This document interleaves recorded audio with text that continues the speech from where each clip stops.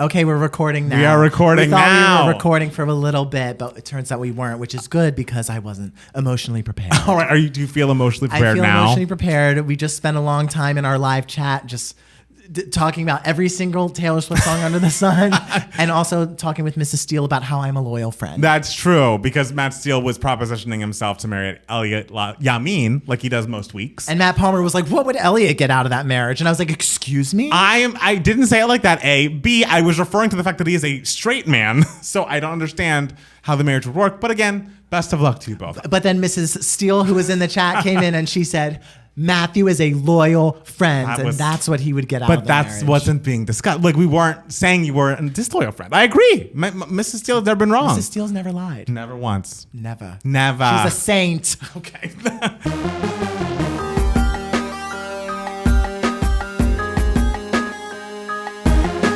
Hi, everybody. Welcome back to the Two Gay Mats podcast. It's Matt Palmer. And it's Matt Steele. And we're back again another week. It feels like Matt Steele was just here because we did a live reaction to Demi Lovato's new album, Holy Fuck, that was released on Friday, so just a couple of days ago. Yeah. And that was very fun to do. If you are new to us because of that video, welcome. And I still really love the album, even though we listened to it live, and I've been listening to it a lot ever since. So. Oh, and I listened to the whole thing again when I edited that video. Hello? And I was just like, oh, man. It was so late in that night. I know. That was my night of when we did Renaissance. I know. So I know the feeling. It's tough stuff, but we're happy to do it for you all, and we're happy to be back here. Matt Steele. Yes. Other than Demi. Yes. How was your week? My week was nice. Yes. I worked a lot again, which is good because, as I said, it was the summer of no money. But now it's becoming the autumn of find money. Okay, great. I love that. Also, but I'm having a rough day a little bit. Why? Because 2 nights ago, I ran out of dental floss. Okay. And I was going to go to the store yesterday to buy some more, and I forgot. And so it's been like 36 hours since I've flossed my teeth. Did you get new floss yet? Or I did. Okay, after work today, I got new floss. I can't wait to go home. You also could get in the PJs and just floss my teeth. I mean, this is a little much, but you know how I feel about my floss picks. Yes. So I understand completely. Are you offering me a floss pick now? Yeah, if you like one. You want me to floss pick on the podcast? No, I don't think people want to see or hear that, but after we're done, you're welcome to a floss pick. I would look amazing when I floss. I'm sure you would. I just don't know that people want to hear that in their cars as they're going to work, doing other things. Just like, my when I was on tour with the show right out of college, my roommate that I was with, who I would like room with in the hotel rooms every day. Yeah. I would like floss my teeth and everything, and he would say, "Could you close the bathroom door as you floss?" Wait, and I'm like, why? And he's like, because for some reason that is like a sound that really grates me, like the sound of flossing, and like funny. I guess like when you're in a bathroom, like it echoes. Yes. Not that I was, and he's like, I don't think you're doing it aggressively. Like you're not flossing too aggressively to make those aggressive sounds. I think it's just the echo of the bathroom. Right. But like, can you close? So I had to make sure to close the bathroom door every time I flossed my teeth because he didn't like the sound. Hey, well, we don't want to trigger him or anybody out there like him, so we will wait until later until you get your flossing done. I am, as you also know, a great roommate. Yes. A great friend. Yes. Elliot, we'd have a great time living together. Okay, so you're telling me you didn't do anything this weekend. The flossing is like the big story. I'm just rambling about anything at this point. So That's how about fair. we go on to your week? Okay. What happened? During the week, I feel like nothing much happened. I've been finalizing. I'm putting out a new song this Friday called Hurricane. You can pre-save it. I'll put a link in the episode description. And I shot a video for it and edited it together. And I think we're in a good place with it. You're in a great place. Thank you. I just saw it. I just consumed it. I just listened to it. Guys, the song is a classic, but did you expect anything less? Oh my but God. the visuals, stunning. Well, I'm excited for you all to see it. I hope you like it as much as Matt Steele does. It'll be up on, Friday. So, keep your eyes peeled. Other than that, Jackson wanted to go to the movies. We had heard so much about Top Gun Maverick from different places, different people. It's still playing? It's still playing. Hot So we went damn. to the brand Americana and sat down at 6:30, watched the film. And I have to tell you all, you're all a bunch of liars. That movie is bad. That movie is, the first half of it is the cheesiest thing I've ever seen. Every scene with Jennifer Connelly where she's just like, hey there, back in town, are we? And like ringing the bell. It's just like everything is so overdone. She has nothing to do. It also makes the idea of being like a fighter pilot look completely unappealing. It opened with like this weird, we're having a documentary like snippet of the making of Top Gun before you see the movie. And this guy's like, I saw the original Top Gun and it just really made me want to be, and Ariel, whatever the fuck. And I was watching this movie, is like, Tom Cruise is giving monologues about like, when you go up and the G-force is going to make you feel like your lungs are collapsing and your head, you're going to struggle to stay conscious. Who would want to do this? It's like, it's interesting for the middle 40 minutes. Okay. And then it's too long at the end. And the first half is ridiculous. And the love story is, when he's like, if you haven't seen this movie, I guess like spoiler alert or whatever, but when he like jumps out of Jennifer Connelly's bed and like has to go out the side, but like sees the daughter in the window and the daughter's like, just don't break her heart this time. I was like, boo, this sucks. Like, I cannot believe y'all have said this movie is great. And like, it's so much better than the original. What's the original like? I mean, I've never seen the original, so I truly have no idea. But you liked the Maverick? I didn't see Maverick. Oh, I thought you did. I did. You think would say like, oh my God, like this movie about pilots? I mean, the thing is like, I didn't see the sequel because I was like, I didn't see the original, so I don't want to see the sequel without seeing the original because I don't want to be confused as to what's happening. Of course. But now that I've heard your review of it, I mean, I feel like there must be a lot of callbacks to the original. There's just a lot of like. Sure. It just feels like, we're making an 80s movie. It's like every line, we've like said it 5 times and everything's said with a wink. It's like, I don't like that face, Mav. And his response being like, it's the only one I got. He says that like 5 times. It's just like, does no one find this maddening? This is ridiculous. Well, and the thing is, the 80s epic movies, that is not your nostalgia. Like, no. You don't know nothing about it. Nothing. You don't care nothing about it. So I feel like that is a big reason why people love it so much. I think so. I don't know. It could be great for all I know. But a big reason why people love it so much is because it harkens that era of like film so much. And a big budget epic movie that's not a comic book movie. Feeling like this. It's nice and surprising to people. It's nice that there's a non-Marvel movie at the top. I get that. But like, I have a bone to pick with Jackson because what did Jackson do? The way he made you go to that movie instead of dragging you to E.T. when E.T. is in theaters. And I would like you to know he did bring it up. He was like, we got to go see E.T. And I was like, you listen to the podcast. Changed the subject and we moved on. But he did bring it up. So no bones to pick Jackson. And Jackson enjoyed it. Jackson. So I am alone in my feelings. But I just felt like, I think half the problem was I'd heard so much from so many different sources how amazing this movie was. And sources you trust. Sources I trust. And I was like, guys. And it's like, I realize I'm not the target demographic, but like, I truly can't even get to the point of like, what are you talking about? Like what? And also something a bone to pick, Manny Jacinto, who is like one of the stars of The Good Place, a very talented actor, wonderful guy, is in this movie as, I swear to you, a featured extra, does not utter a word. And I'm like, weird. How is this man who is like funny and gorgeous and like so good on The Good Place not saying? And I was like, I think that's him. I feel like that's the guy. And then he showed up in the credits. I'm like, what is this? Well, maybe he like was supposed to have a bigger part and it was just cut out. But they were like, but we need this one snippet of that character to do something.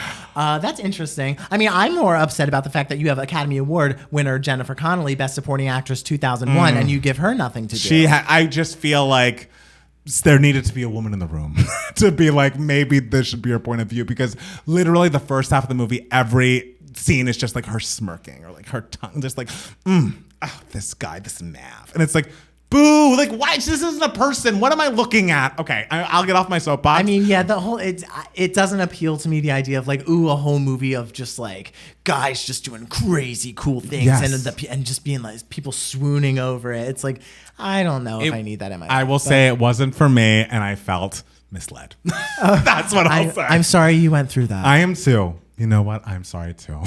Should we go on to the news for idiots? Let's go on to the news for idiots. All right.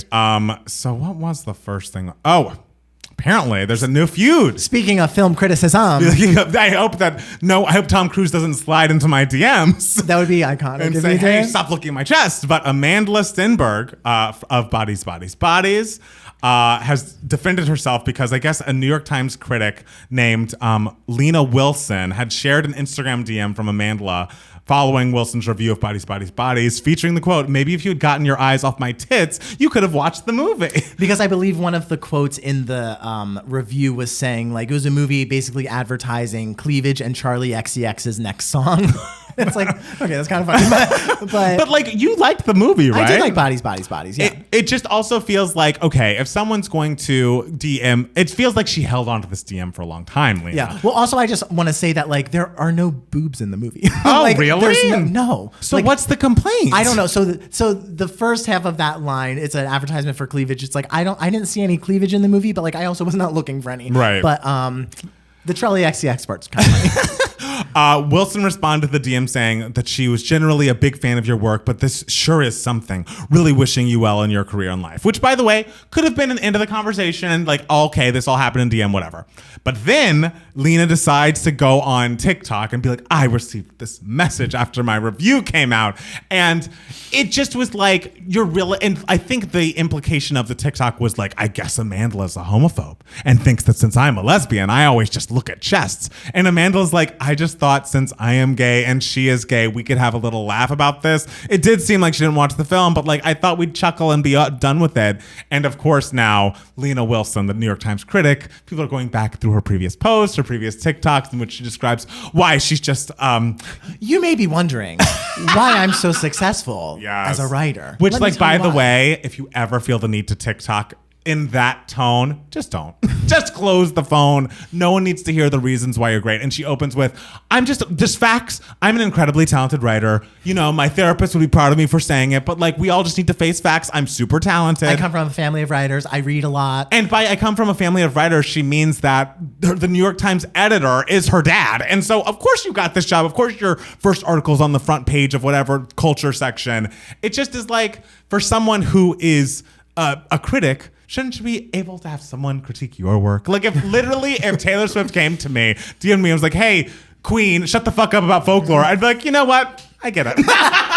I'd be like, oh, this is iconic. I'd be like, this is iconic. And like, I'd be like, yes, Queen. Yes, Queen. Like, you dropped this, Queen. Like, I can't imagine getting. It reminds me of that time that we talked shit about Russell Tovey because he had something where he was making fun of Queenie gays or some sort of interview that he disparaged gays that were more feminine. He just basically spoke about effeminate gays in a pejorative way, like that his dad was worried he would become one of those right. gays, and he didn't. Right. And I just remember being at work and sitting at my computer and getting a Twitter DM from Russell Tovey and being like, oh no.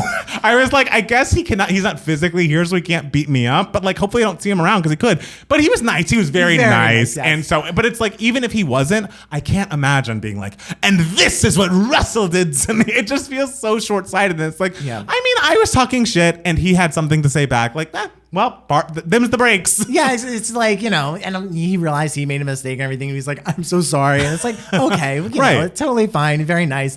But yeah, well, when I first saw this story, I saw the DM, how Amandla sent her a message. And I was just like, oh, Amandla, like, you don't have to do that. Right. I mean, like, you totally don't have to do that. And I understand the impetus to do it. There were things that were said about, you know, like my stuff that, like, when Devos came out, there were some reviews that it was kind of just like, oh, that's totally not what happens. Did you watch the movie? And I wanted to be like, you just didn't even watch the movie. But I was just like, you know what? It's not worth it and everything. Totally. But then I saw the critic's response and I was just like, okay, you want to tout yourself as this amazing writer when like you didn't even capitalize the first words in any of your sentences, Miss New York Times critic. Like Amanda's writing was not that great either. There were a lot of spaces. But she's not but she's an actress. She doesn't have to be, the formatting doesn't have to be perfect for her. But if you're going to be a New York Times writer and brag about how great of a writer you are, capitalize your damn sentences. Well, Lena's having a bad week and, you know, she's private on all of these things, which I think is for the best. It'll blow over. She just shouldn't. I feel like for a minute there, she kept posting like responses to people responding to her. And it's like, when you become the main character of social media for the day, just sign off. Just close everything. It will blow over, but reacting and responding is not the move. Well, the thing is, like, I feel like she posted it because she's like, ooh, this is going to get attention to me, more attention to me and everything. It's like, you don't need to go that route to get attention on yourself, especially like when you're a critic and everything. You're successful. You should be above the fray. Like, you are a critic for the New York Times. I know. Like, you really don't need to do that. Just be like, well, I didn't like the movie. Sorry. Right. You didn't like how I didn't like the movie, but I didn't like it. Should have just stayed in their DMs. Yeah, but you know, everyone involved will be fine. Absolutely, they will. So I am not the only diva dropping a new song this Friday. Miss Britney Spears is back officially with "Hold Me Closer," the Tiny Dancer cover remix version with Elton John, and that's coming out this Friday, the 26th. I am going to be out of town when this comes out. I'm going to Seattle to see my friend Justin with Jackson. Can't wait. And so Matt Steele will be reacting to that one alone. Yeah, I'll be using Matt Palmer's camera, guys. Exactly. Pray that I don't break it. Yes, because I will charge. I will charge you for that. But no, it should be exciting. And also, I was not listening to the link for a long time because I was like, oh, it leaked last week, but I don't want to listen because I want a real reaction when we react. But I was like, oh, I'm not reacting. I'll listen to the damn leak. And she sounds great. That's I great. mean, I'm sure Matt Steele will go into it more when the time comes, but she sounds great. I obviously, Elton is also there, but like I'm focused on her. Sure. And it just feels like the vocal performance feels more her, like it doesn't feel as tampered with as her stuff has been. See, the thing is, like, it could be the worst remix of a song ever, but I will still just be like, I love it. Exactly. Because we're just so happy that Britney Spears is back in the recording studio and doing something that she wants to do. Yes. Like, you could tell, like, it's kind of a random song for her to be put on. So I imagine she was like, I love this song, so I want to be on this. And of course, Ellen, I'm sure, was just like, yeah. And we all were like, you know what? If Britney never wants to record anything ever again, that is her decision. That's her prerogative. We will not hold it against her. Reference. And she decided to make something anyways. And so I just think anything we get from Britney Spears musically from here on out is a complete gift. And so I'm thrilled about it. It's a gift. I'm thrilled about it. So everyone get Hold Me Closer this Friday. Idris Elba apparently has a new movie called Beast, which I had not heard of until I saw this story because this story made me laugh. Oh, it wasn't talking about Beast of No Nation? It just says Beast. Oh, God. Oh, there is a movie. I did see the trailer for Beast. Okay. Yeah. So Idris Elba stars in Beast as a father trying to protect his two daughters from a ferocious lion on a South African nature preserve. Elba's daughter Isan, 20, auditioned to play one of his character's daughters in the film. She failed to land the role because her chemistry with her father, quote unquote, wasn't right.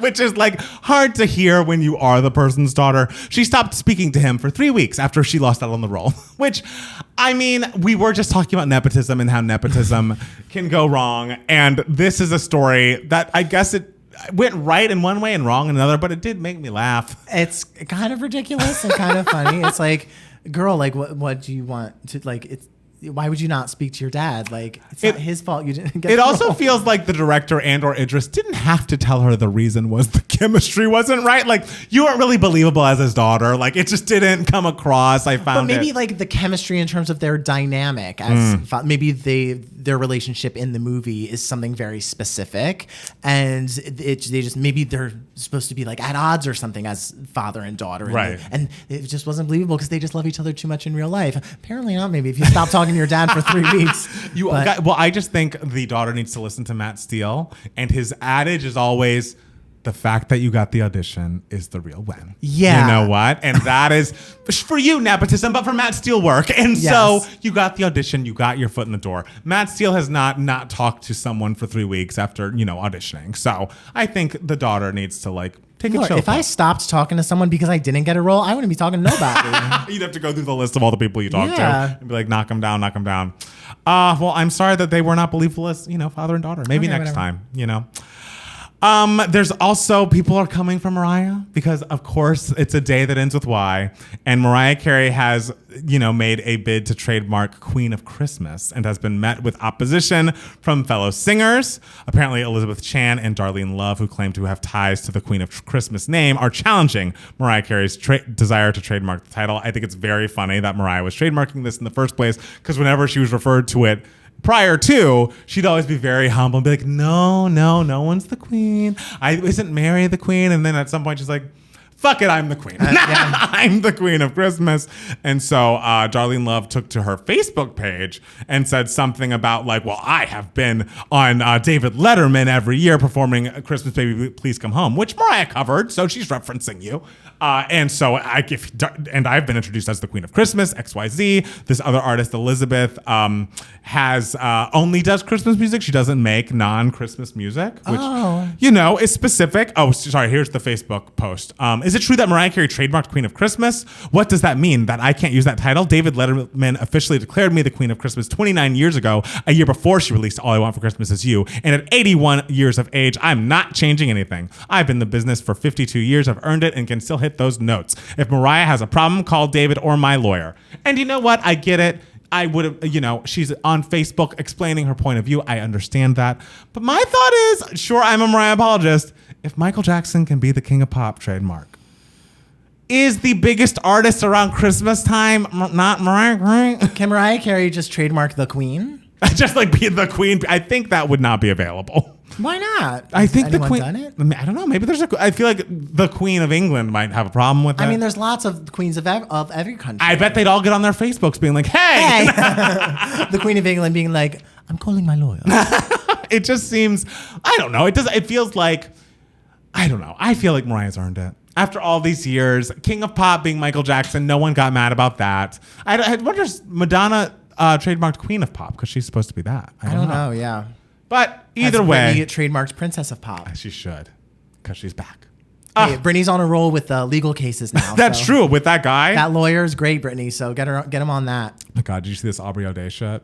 No. Aubrey O'Day of Danity Kane, excellent artist, excellent group, 2 #1 albums, is being called out for photoshopping herself into vacation pictures. So she essentially has been just finding pictures from like different Airbnbs or other people's pictures on the internet and like photoshopping herself in them and like geotagging, saying like, oh, I'm in Bali this week and this is a picture I took. And they all have been sourced to like other like things that can be Google image searched. And so people have called her out on this on TikTok, throughout social media, and she's suddenly private. But it's like, to me, it's kind of funny. This whole week is just full of a lot of like harmless shit. That's like really funny. I'm sure dramatic to these people, but only dramatic for like the next couple days, and then it'll be done. Yeah, I think it'll all go away. Aubrey, I just feel like I wish Aubrey could catch a break. And I feel Is she like the one who got punched in the face? She was, yes. But she and Dawn are good now. I would like this somehow to roll into Danity Kane reforming. I feel like one last try would do him some good. Girl. You think I need to let it go? I think that ship has sunk. Why? Not even sailed. Why? They'd be so great together. That's nice. Oh. They'd be great together if they were great together, but they're not. They hate each other. They don't hate each other. They just have a lot of emotions. They could go on a yacht and Let's Fix My Life, have a big special where they talk everything out, and then they get back together. And they could call it, How You Gonna Fix It? A Danity Kane, Iyanla special. Hello? Someone get Iyanla on the phone. Okay, but like what network is that going to be on? OWN. OWN. You know what? That could be on OWN. I think this would work. Did you watch the Leah Michelle Funny Girl preview? I did. Sounds good. It's cute. She sounds nice. It's awkward. It's awkward. Beanie's had her last bout, though, at this point. Yes. Now it's Julie Benko, who was the understudy, who's on until Leah Michelle starts in beginning of September. Shit. Is it? I think that's so soon. Yeah. I'm trying to think if there's any other big news this week. Oh, I don't want to talk about that. We could just have me flossing on the podcast. No, people don't want that. Dan Levy's going to be on Sex Education season 4, which I'm very excited about. I saw that. You love that show. I love that show, and I love Dan Levy. Abbott Elementary is coming back September 21st. So soon. Love that. And okay, apparently Ben Affleck and Jennifer Lopez are having their like real wedding ceremony in like a home in Georgia where he lives. But the home is... it wasn't a real one, I don't think, but it's like a plantation style home, quote unquote. And it's like, did we not learn anything from Ryan Reynolds and Blake Lively? Like, if you're going to get married, have the word plantation not be able to be mentioned in the paragraph. Like, it's just not okay. All right. It's 2022. J-Lo said the N-word on I'm Real Remix. I'm still mad about it. Oh, did she? She did. And thus, let's just not get married on plantations or anything that resembles a plantation, anything that's supposed to be a plantation. Like, it's fucking weird. It's fucking weird. You don't think that's weird? Literally a couple days ago at the restaurant where I work, my manager was talking to one of the customers, who's these two young girls who were like probably in their mid-20s or whatever, and they were talking about like one of the girls' wedding plans and everything. And my boss, who is black, was talking to her. She's like, oh, like, where's it going to be? And she's like, oh, well, my husband's family has a farm in South Carolina, and so it's going to be on the farm. And my boss was just like, oh. Did your boss hear the P? I don't think she says she heard the P, but she said, I felt that P. I felt that P like start to come out from the throat and then her stop. But it's and like, say farm. If you have that conversation and you know I cannot finish the word I've started to describe my wedding venue, you shouldn't have. Don't get married there. Don't get married there. So, I mean, I think that's that on that. Is there anything else you'd like to tell the people? Any news for idiots you'd like to share? I don't think so. It's been a pretty mild week. Okay. Nothing too dramatic. All right. Well, right below, because I have a great idea for Matt Steele, I want him to host a watch party for Devos in which we can all get together on Teleparty, because I saw that Amazon Prime can be streamed via Teleparty, and I want us all to watch Devos together. Tell us in any sort of comment, send us an email if you like that idea, because I would like us to pressure Matt Steele to get this on the calendar. You don't need to pressure me. Like this, it will happen. Like this is a great idea. Okay, I feel good about it. And I just want to. I'm just gonna need a minute to like figure it out. How technology works and everything. I'll send you the link. So like all of y'all can comment like, "Ooh, no, we don't want this," and I'll be like, "Well, screw you. It's happening anyway." We're already getting yeses. Okay, people are excited. Go. I just wanted to put it out into the universe because,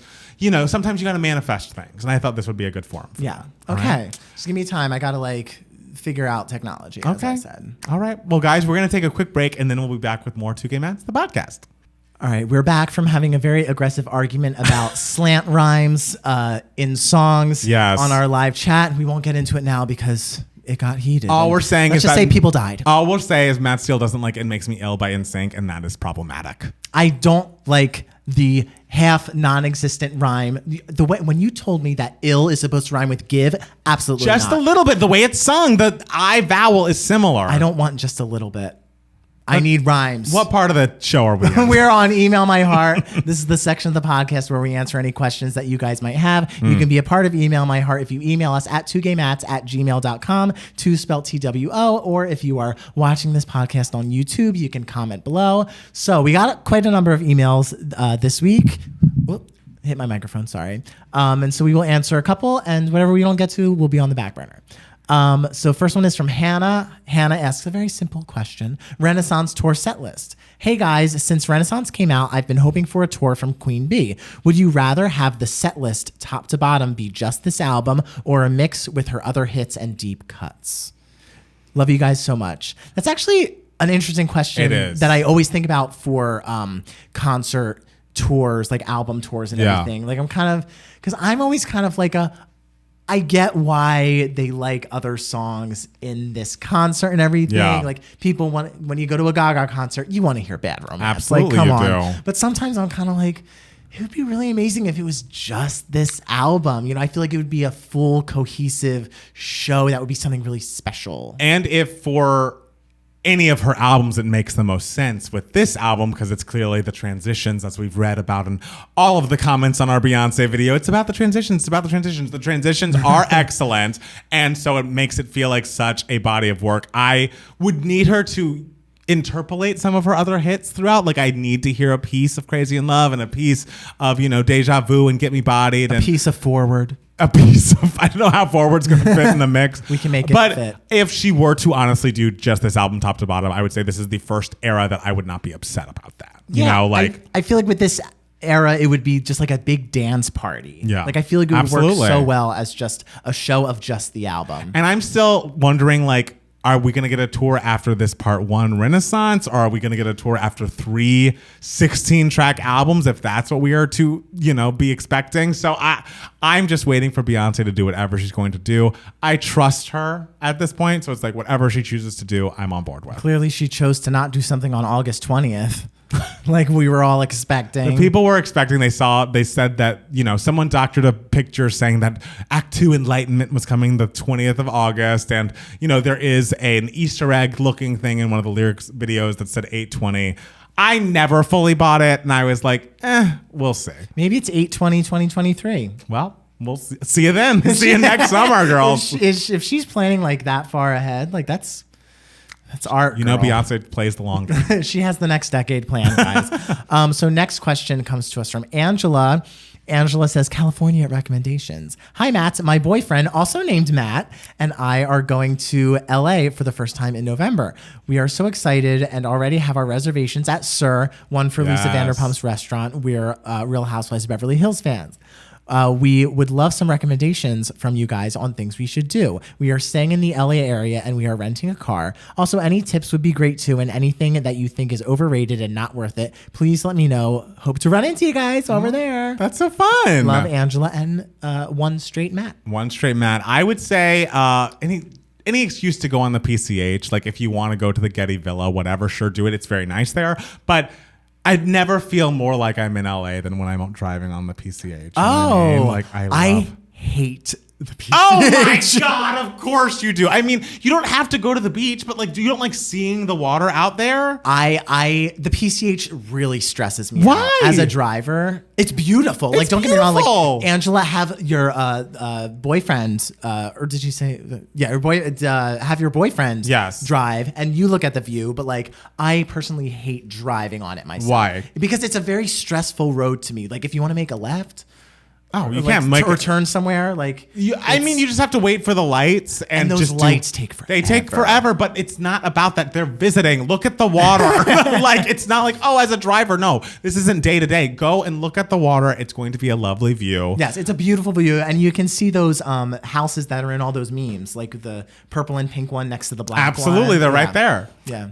What would you say that they should do? I love a studio tour. Oh, like Warner Brothers and Universal Studio. I mean, if you're going to LA, totally go.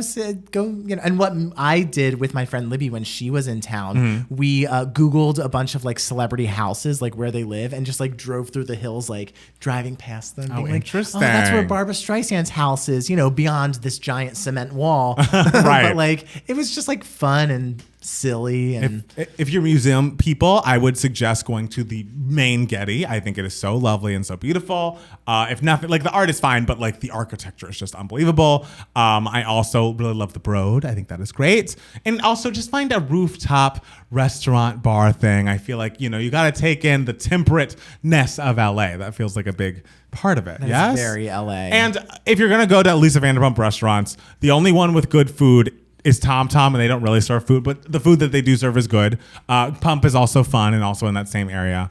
And if you want to see some gays, just stay around the West Hollywood area. If you want to see some gays. If you want to see some gays, because sit there and look at them. They will be all over. Yeah. So we can do another question. Let's do another question. Why not? Because my Give Me Moments is short. So this question comes from Jake. Jake says, Queen's Remix. Hi, friends. Hope you're all doing well this week. This is just a quick question, but I thought it was fun. With the new Queen's Remix, I was wondering who you all would include in your Vogue list of names who inspire you. I've also included a TikTok that I believe Matt Palmer would enjoy specifically.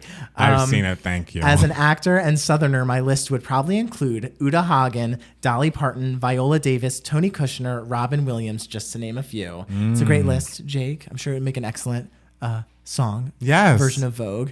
So yeah, you can name as many people as you want. I mean, Mariah, who was not mentioned in Beyonce's remix inexplicably, Beyonce, Janet Jackson, Britney.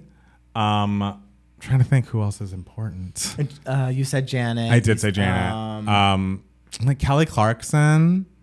Who do we love? We love Mrs. Palmer. Mrs. Palmer, but it's these are musicians, yes? And I thought the whole thing was it doesn't have to be musicians. I mean, Jake said, Uta Hagen and Robin Williams and Tony Kushner. It can be anyone. But they're an actor, aren't they? Yeah. Okay, so this is who's on your list? My list, obviously, Carol Channing, Bernadette Peters, the Spice Girls as a whole. Yes, TLC on my list. Hillary Clinton, Snooki. Lord. Sharpay Evans, Kate Gosselin. Okay. Your list, I'm canceling this song. We don't want Kate Gosselin. Baby Bop from Barney. Oh, someone reminding me Alanis would be on my list. Very formative for me. Yeah. Fantasia. Oh, Monique. Okay. We'd have different Moniques. I'd have Monique Samuels with the bird, and you'd have Monique. Monique, the Academy Award-winning Best Supporting Actress. Correct. And Netflix champion. Sure. And I'm surprised we didn't talk about this a couple weeks ago. She's getting a Netflix special. I saw that. I mean, just... Was that a good day for you? Oh, that was a great day. I'm glad. Like, yes. I'm glad you were happy. In fact, my whole Vogue remix will just be rapping about Monique's Netflix special. Well, yes, our remixes will be very different. Mine will be real, and Matt Steele's will include Baby Bop. So whatever. Baby Bop's my queen. What can Matt I say? Steele. Yes. What's been giving you moments, darling? First of all, I have to say it again. The Hey Julie Big Brother podcast has really been getting me through this entire Big Brother They shaded you on Twitter, didn't they? Oh, yeah, but that's what they do. Okay, got it. Okay. They shade out of love. Oh, got it. They're just like, they are the funniest Big Brother podcast because it's such a blend of like, we care about this so much and we're following everything to, guys, it's just a fucking show. Let's just have some fun. And they're really good at being objective about every single like cast member and like when someone is making a good move, when someone's making a horrible move. So if you like Big Brother, check out Hey Julie podcast. But also I did, you know how like all my wonderful content viewing moments like happen at 3 a.m. Of course. I was going to go to bed. And then I was like, oh, you know what popped in my head just now? Joseph and the Amazing Technicolor Dreamcoat. Did you watch the whole thing? I did. It's the best thing to view at 3 o'clock in the morning. I rewatched that. When was the movie made? It was either 2000 or 2001 with Donny Osmond and Maria Friedman. And I wasn't expecting to watch the whole thing, but I watched that whole Was damn it thing. good? Well, the thing is, it's also like a show that's only in like an hour and 15 minutes. Oh, okay. That's good. It's the shortest 2-act musical on the planet. I don't know why it was made into 2 acts because it's literally an hour long. And what a joy. Joseph is just one of those shows you would just want to blow your brains out the entire time. It's basically like a super short story of Joseph and who the reader of dreams or whatever that Bible story. The story doesn't matter. Okay. Like the entire time you're going to be watching and you're going to be like, wait, what does a coat have to do with anything? But this was like such a show it came out in the early 80s on Broadway, but it had such a resurgence in like community theater and the movie came out in like 2000. In the early 2000s, like the musical theater kids really, really loved Joseph just because it was easy to produce. And so everyone was in some sort of production of it. And it tells this story of Joseph who, reads dreams or whatever. And for some reason he has a coat. But every single song is like a different style of music. Yeah. Like there's a country song, there's a 60s dance song and everything. And so it's very campy, very chaotic. And the entire time you're watching and you're just like, what's happening? But with every single song, you're just like, oh, but this song is a bop. Is this the show that John Legend was in on NBC? No, that was Jesus Christ Superstar. Oh, okay.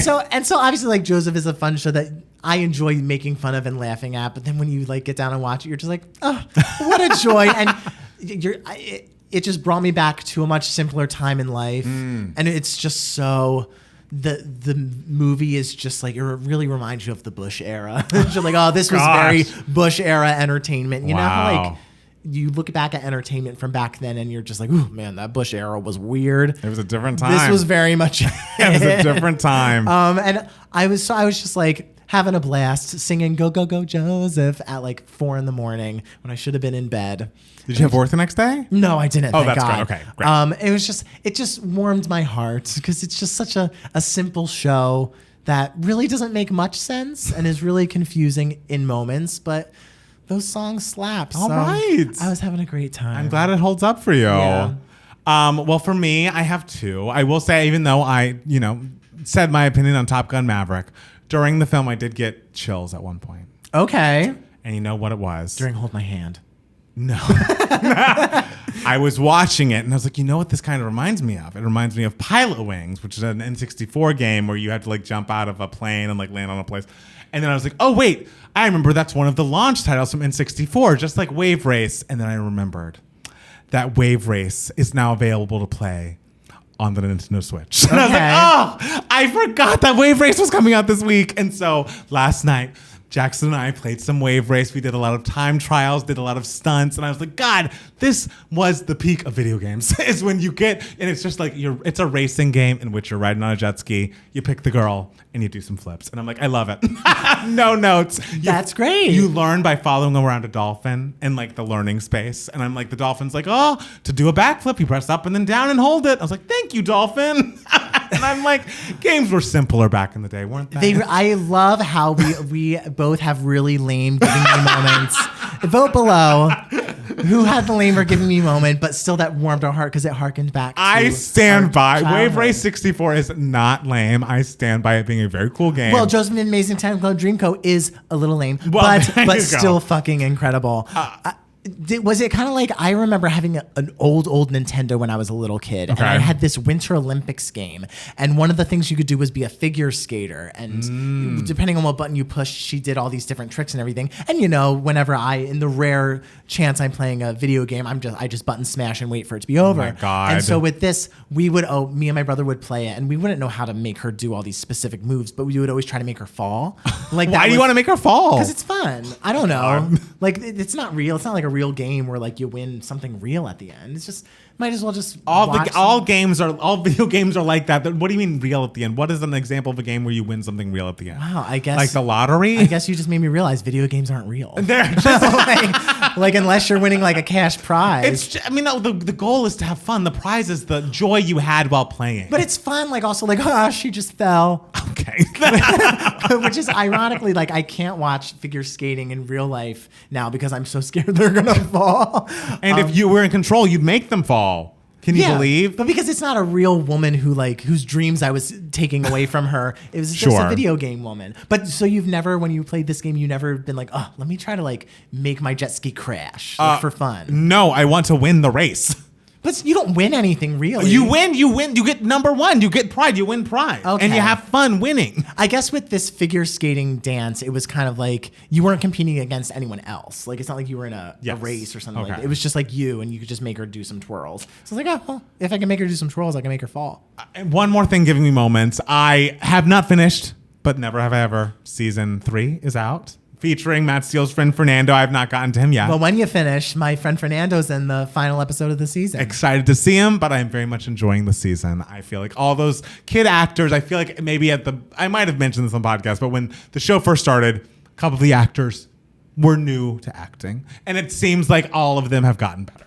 And I think they're doing a bang-up job. The lead girl is amazing. The writing is great. The stories are impactful. I love the cousin character. I love her mom. I love the new love interests that are coming, around. I think it's just a great show, and everyone should watch it on Netflix now. I think there's only one more season. I think it's only 4 seasons. Okay. But love this new one. Was it always going to be 4 seasons? I think so. It was like, they're in high school and it's hard to do stuff after high school, blah, blah, blah. So I think next season's the final season. I think we mentioned that the guy who plays Victor on Love, Victor is going to be in the 4th season of the show. So apparently, much like Beyonce, Mindy Kaling has her shit planned out. Yeah, damn. You know? She's got 10 years in advance. Maybe Mindy knows what's happening August 20th of some year.